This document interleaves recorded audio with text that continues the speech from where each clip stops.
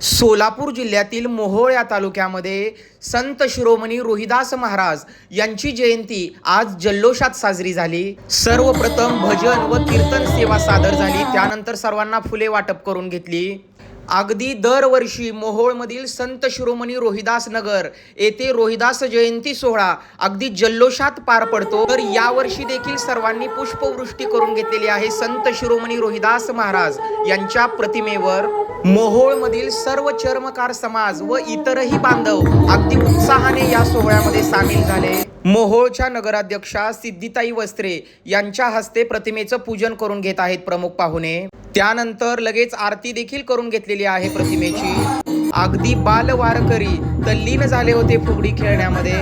मोहोळमधील बरेच नगरसेवक व प्रतिष्ठित व्यक्ती प्रतिमेचं पूजन करण्यासाठी उपस्थित राहिले होते।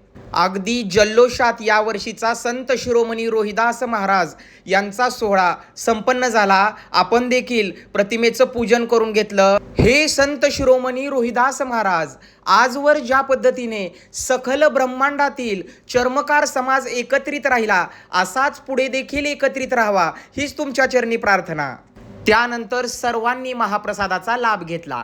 मन चंगा तो कटोती में गंगा, मन चंगा तो कटोती में गंगा।